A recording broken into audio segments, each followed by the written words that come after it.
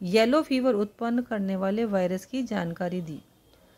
इसके बाद इंग्लैंड में ट्वार्ट एवं फ्रांस में डी हर्ली ने 1916 एवं 17 में बैक्टीरिया को संक्रमित करने वाले वायरस की अर्थात जीवाणुभोजी वायरसेस की खोज करी, लेकिन वायरस का सर्वप्रथम क्रिस्टलाइजेशन स्टैनले ने 1935 में किया।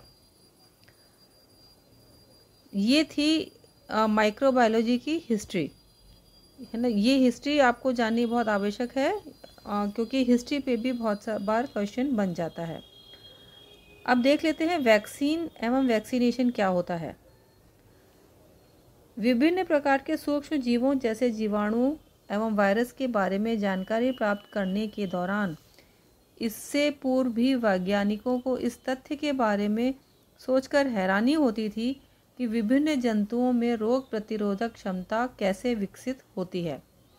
लुईस पाश्चर ने ऐसे ओल्ड बैक्टीरियल कल्चर्स को देखा जिसमें रोग उत्पन्न करने की क्षमता समाप्त हो चुकी थी।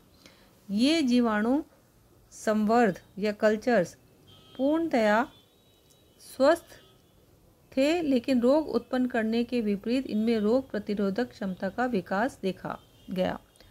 पाश्चर ने इस प्रकार के रोग प्रतिरोधी संवर्धकों का टीका या वैक्सीन के रूप में जानकारी देने वाले वैज्ञानिक एडवर्ड जेनर के सम्मान के तौर पर नामकरण किया गया। यहाँ उल्लेखनीय तथ्य यह है कि एडवर्ड जेनर ही वह वैज्ञानिक था जिसने सर्वप्रथम 1796 में स्मॉल पॉक्स नामक महामारी से मानव जाति को सुरक्षित करने के लिए टीकाकरण या वैक्सीनेशन से परिचय उसका करवाया था। जेनर ने देखा जिस प्रकार के मनुष्यों में चेचक या शीतला माता रोग होता है, उसी प्रकार गाय एवं कुछ अन्य पशुओं में भी गौ चेचक या काउ पॉक्स नामक रोग होता है। हालांकि रोग मनुष्यों में होने वाले स्मॉल पॉक्स रोग जितना गंभीर एवं घातक नहीं होता। उन्होंने गायों के रोग के कारण उत्पन्न दानों या फफोलों लेशन से कुछ द्रव इंजेक्शन के सिरिंज में लेकर इसे स्वस्थ मनुष्य के शरीर में प्रवेश करवाया। इसके परिणाम स्वरूप हल्की सी बुखार की स्थिति तो देखी गई, लेकिन जिस मनुष्य में इस द्रव को प्रवेशित कराया गया उसे चेचक रोग नहीं हुआ। उपरोक्त प्रयोग से टीकाकरण या वैक्सीनेशन एवं मृत जीवाणु को प्रयुक्त कर टीका तैयार करने की प्रक्रिया आरंभ हुई। आज के युग में तो विभिन्न घातक एवं गंभीर रोगों जैसे कि tuberculosis, diphtheria, tetanus, hepatitis B, typhoid इत्यादि से मानव जाति को सुरक्षित रखने के लिए चिकित्सा विज्ञानियों द्वारा टीके सफलतापूर्वक तैयार किए जा रहे हैं एवं इसका सफलतापूर्वक उपयोग भी किया जा रहा है। लेकिन इसके अतिरिक्त भी अन्य घातक रोगों से सफलतापूर्वक लड़ने के लिए टीके तैयार करने की दिशा में लगातार अध्ययन चल रहा है। एंटीबायोटिक्स क्या हैं, इसको देख लेते हैं। एंटीबायोटिक्स एक प्रकार के जटिल रासायनिक या सेकेंडरी मेटाबोलाइट्स हैं जिनको माइक्रो ऑर्गेनिजम्स द्वारा ही उत्पन्न किया जाता है तथा जो अन्य माइक्रो ऑर्गेनिजम्स को नष्ट कर देते हैं। इस प्रकार के पदार्थों को एंटीबायोटिक्स कहते हैं। एंटीबायोटिक्स द्वारा सूक्ष्म जीवों को नष्ट करने की प्रक्रिया को एंटीबायोसिस कहा जाता है। इस दिशा में सर्वप्रथम अलेक्जेंडर फ्लेमिंग ने 1929 में पेनिसिलियम क्राइसोजीनम नामक फंगस से पेनिसिलिन नामक सर्वाधिक प्रसिद्ध एंटीबायोटिक औषधि की खोज करी। 20वीं सदी के आरंभ में प्रतिजैविकों का आविष्कार करने के बाद विभिन्न रोगों के उपचार में इनका व्यापक उपयोग किया जाने लगा तथा इसके साथ ही नवीनतम प्रतिजैविक औषधियों की खोज का कार्य निरंतर जारी है।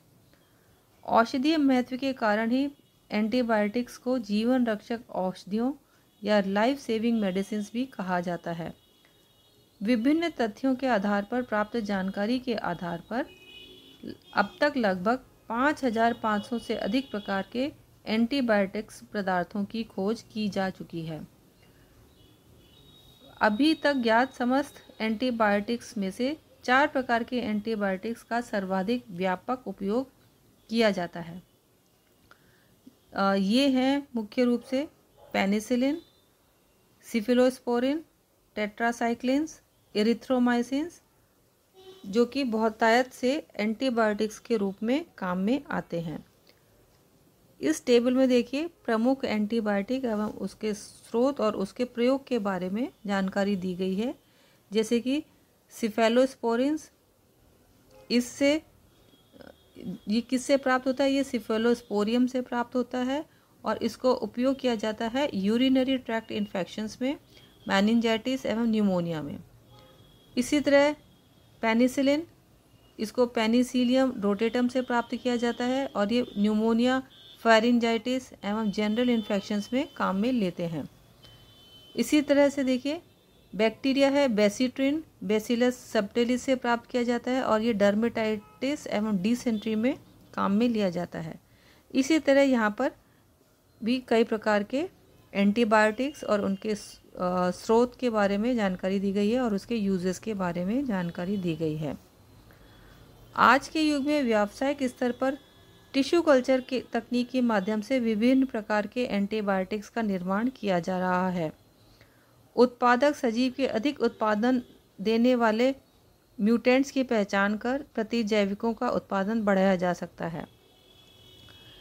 फ्लेमिंग द्वारा प्रतिजैविक पेनिसिलिन की खोज से पहले भी 1896 में फ्रांसीसी मेडिकल छात्र ड्यूशेन द्वारा भी पेनिसिलिन के बारे में जानकारी दी गई थी, लेकिन उसकी खोज की ओर किसी का ध्यान नहीं गया। इस प्रकार आज भी फ्लेमिंग को ही इस खोज का श्रेय दिया जाता है।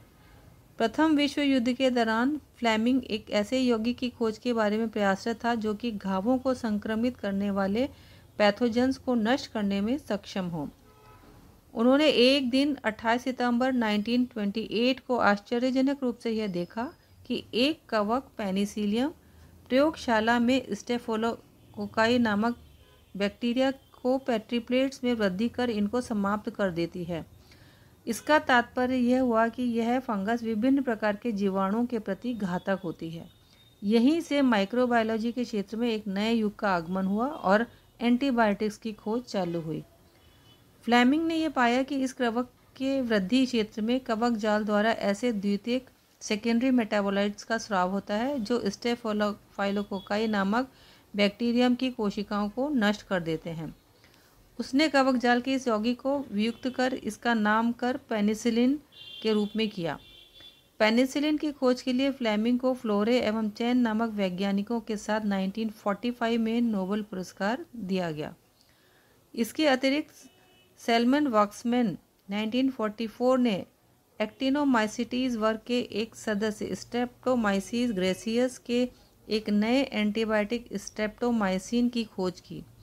उसके इस कार्य के लिए वॉक्समैन को सन 1952 में नोबेल पुरस्कार से सम्मानित किया। यह एंटीबायोटिक औषधि 10,000 प्रकार के सॉइल बैक्टीरिया एवं कवक प्रजातियों से उत्पन्न रोगों के उपचार हेतु प्रभावी होती है। इसके बाद 1950 से और 1960 के दशक में अन्य एंटीबायोटिक्स जैसे क्लोरामफेनिकोल, नियोमाइसिन, टेट्रासाइक्लिन एवं टेट्रामाइसिन की खोज की गई। ऑर्गेनिक एवं इनऑर्गेनिक पदार्थों पर माइक्रो ऑर्गेनिजम्स की प्रभाविता की खोज का कार्य थियोडोर श्वान एवं अन्य वैज्ञानिकों ने किया और उनके अध्ययन 1937 में आरंभ हो चुका था। इन वैज्ञानिकों ने यह देखा कि यीस्ट की कोशिकाओं में एल्कोहलिक फर्मेंटेशन द्वारा शर्करा का अल्कोहल में परिवर्तन करने की क्षमता होती है। सूक्ष्म जीवियों की कार्बन, नाइट्रोजन एवं सल्फर चक्र में क्या भूमिका होती है, इसकी इन्होंने अध्ययन किया। विशेषकर मृदा एवं जलीय आवासों में इनकी खोज विनोग्रेड्स्की एवं बेजेरिंक द्वारा की गई। रूसी माइक्रोबायोलॉजिस्ट विनोग्रेड्स्की ने भी यह खोज की कि सॉइल बैक्टीरिया द्वारा आयरन, सल्फर एवं अमोनिया का ऑक्सीकरण किया जाता है एवं ऊर्जा उत्पन्न होती है। उसके द्वारा एनारोबिक नाइट्रोजन फिक्सिंग बैक्टीरिया को खोजा गया। उन्होंने सेल्यूलोस युक्त कार्बनिक पदार्थ के अपघटन की प्रक्रिया का अध्ययन भी किया। बेजेरिंग ने माइक्रो ऑर्गेनिजम्स की पारिस्थितिकी या इकोलॉजी के क्षेत्र में महत्वपूर्ण अध्ययन किए। उन्होंने एक स्वतंत्र रूप से पाए जाने वाले जीवाणु एजेटोबैक्टर को एवं इसके अतिरिक्त रूट नोड्यूल्स में पाए जाने वाले बैक्टीरियम जैसे कि राइजोबियम इत्यादि को भी आइसोलेट किया।